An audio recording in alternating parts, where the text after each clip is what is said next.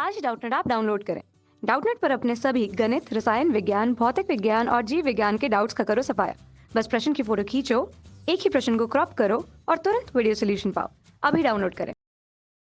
Question दिया है इसमें TiF6 के ऊपर आवेश है -2, CuF6 के ऊपर आवेश है -3 और Cu2Cl2 तथा NiCl4 ऊपर आवेश कितना है -2 में रंगहीन प्रजातियां हैं। चार ऑप्शन गिवन है। ऑप्शन फर्स्ट है CuF6 के ऊपर 3 आवेश है तथा NiCl4 के ऊपर -2 आवेश है। ओके।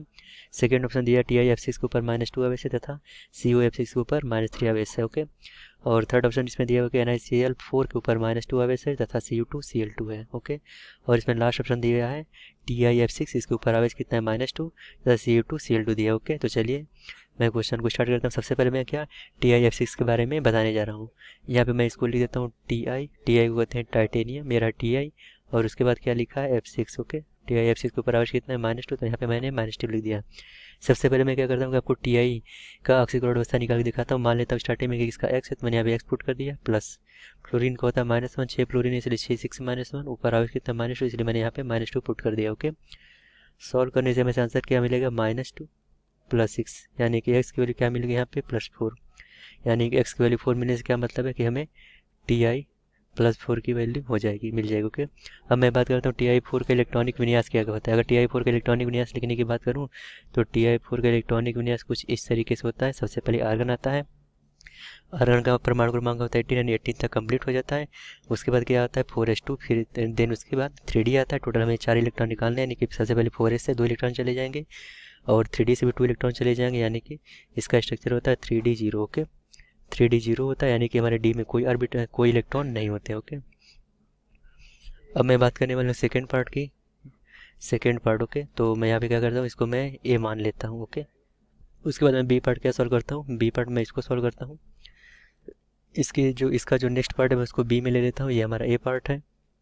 मैं बी पार्ट लेने वाला, बी वाला पार्ट क्या लूँगा, ये लिखा है CuF6 के ऊपर -3। ओके। तो मैं यहाँ पे लिख देता हूँ CuF6, ये ब्रैकेट में CuF6 और इसको प्रवेश कितना है -3। ओके। एक बार मैं देख लेता हूँ। ओके, ये करेक्ट है।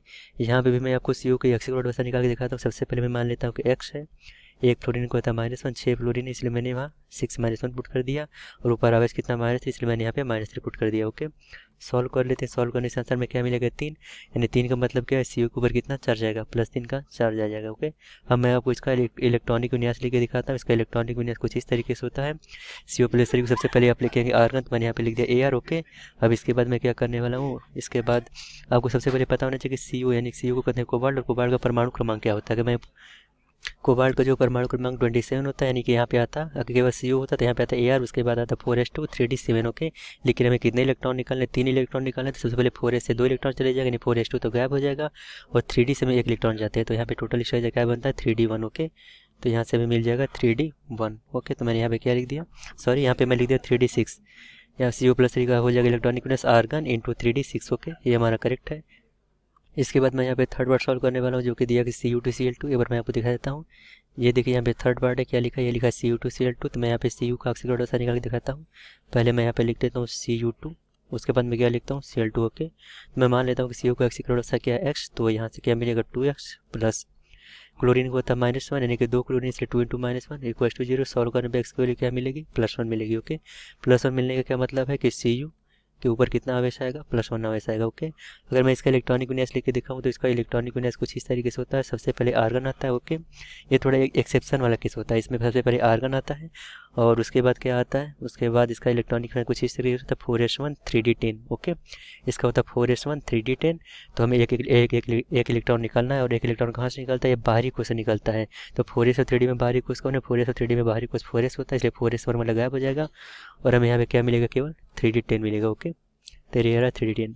इसके बाद मैं डी पार्ट सॉल्व करने वाला हूँ। डी पार्ट को मैं कुछ इस तरीके से आपको बताऊंगा। तो मैंने यहाँ पे डी पार्ट लिख दिया। डी पार्ट मैं आपको दिखा देता हूँ क्या है। डी पार्ट की बात करें तो डी पार्ट इसमें लिखा हुआ है कि NiCl4 के ऊपर -2। ओके। तो मैं यहाँ पे लिख देता हूँ NiCl4, ये रहा Ni, उसके बाद है Cl4। ओके। तो मैंने यहाँ पे लिख दिया Ni, उसके बाद है Cl4 और इसके ऊपर आवेश कितना है, उसके ऊपर आवेश है -2। तो मैंने यहाँ पे लिख दिया 2 माइनस पे -2 एक ही बात होता है। ओके। अब मैं अगेन आपको Ni की ऑक्सीकरण अवस्था निकाल के दिखाऊंगा। मान लेता हूँ स्टार्टिंग में X है, तो मैंने यहाँ पे X पुट कर दिया।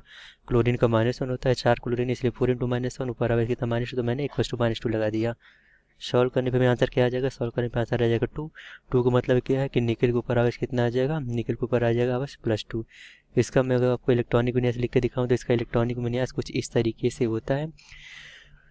सबसे पहले आपको होगा निकिल की बात करें तो निकिल का परमाणु क्रमांक 28 होता है, यानी कि नॉर्मली तो इसका होता है 4s2 3d8। ओके, तो हमें 2 इलेक्ट्रॉन निकालना है तो 4s2 से ये वाला 4s2 गायब हो जाएगा और हमें क्या मिलेगा, 3d8 मिलेगा। इसलिए मैं यहाँ पे केवल लिखूंगा 3d8। ओके, तो ये हमारा स्ट्रक्चर हो गया। अब आप क्वेश्चन को ध्यान से देखिए। क्वेश्चन में क्या पूछा, क्वेश्चन में पूछा कि रंगहीन प्रजातियां हैं। तो रंगहीन प्रजाति के लिए सबसे पहले मैं क्या करता हूँ कि आपको अयुग्मित इलेक्ट्रॉन सभी का आपको निकाल के दिखाता हूँ। अगर मैं इसमें बात करूँ यानी फर्स्ट वाले पार्ट में बात करूँ तो फर्स्ट वाले पार्ट में आपको अयुग्मित इलेक्ट्रॉन बताता हूँ क्या होगा। इसको मैं ब्लैक पेन से लिखने जा रहा हूँ। इसमें अयुग्मित इलेक्ट्रॉन, इसको मैं कुछ इस तरीके से लिख देता हूँ। ये रहा हमारा अयुग्मित इलेक्ट्रॉन। अगर मैं इसमें अयुग्मित इलेक्ट्रॉन की बात करूँ, देखिए 3d 0 है, यानी कि कोई भी अयुग्मित इलेक्ट्रॉन नहीं है। ओके, मैंने लिख दिया यहाँ पे अयुग्मित इलेक्ट्रॉन की संख्या 0। अगर मैं बी पार्ट की बात करूँ तो बी पार्ट में आपको दिखा देता हूँ अयुग्मित इलेक्ट्रॉन क्या होंगे।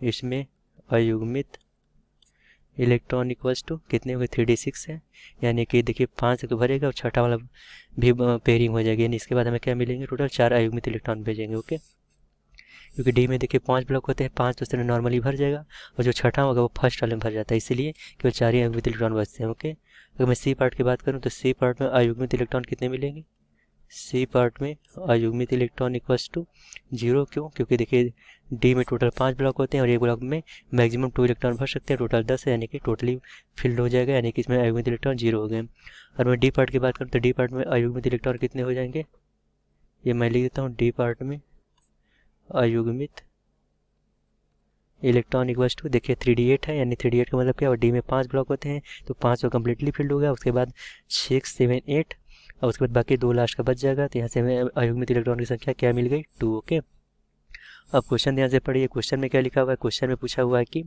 रंगहीन प्रजातियाँ कौन से, तो रंगहीन प्रजातियाँ वही होती हैं, रंगहीन प्रजातियाँ वही होती है जिसमें सारे जो इलेक्ट्रॉन होते हैं वो फील्ड होते हैं, टोटली फील्ड होते हैं, यानी कि या तो d0 विन्यास हो, या तो d0 विन्यास हो, या तो d10 विन्यास हो। तो इसमें अब देखिए ये d0 विन्यास है और d10 वाला अगर कोई है तो मैं उसको भी मेंशन कर देता हूँ। ये तो देखिए d6 है, ये वाला d10 है, यानी कि या तो d0 विन्यास हो या तो d10 विन्यास हो, यानी कि d0 d10 विन्यास वाला ही हमारा आंसर हो जाएगा। तो d0 वाला विन्यास कौन सा था, d0 वाला है हमारा TiF6 और d10 वाला विन्यास है Cu2Cl2।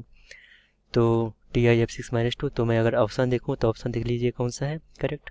इसमें देखिए TiF6-2 तथा Cu2Cl2, यानी कि ये वाला ऑप्शन हमारा करेक्ट ऑप्शन हो जाएगा।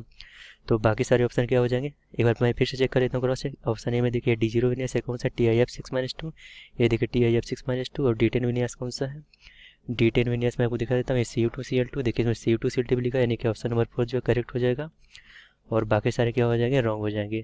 तो यहाँ से हमें आंसर कौन सा मिला, आंसर में यहाँ से ऑप्शन नंबर 4 TiF6-2 और Cu2Cl2 आंसर हो जाएगा हमारा। क्यों, क्योंकि जितने भी d0 या फिर d10 विन्यास होते हैं ये पूरे भरे होते हैं, पूरे भरे होने से ये रंगहीन हो जाती है, इसलिए हमारा ऑप्शन नंबर 4 यहाँ से करेक्ट ऑप्शन हो जाएगा। आई होप आपको वीडियो पसंद आई होगी। Thank you.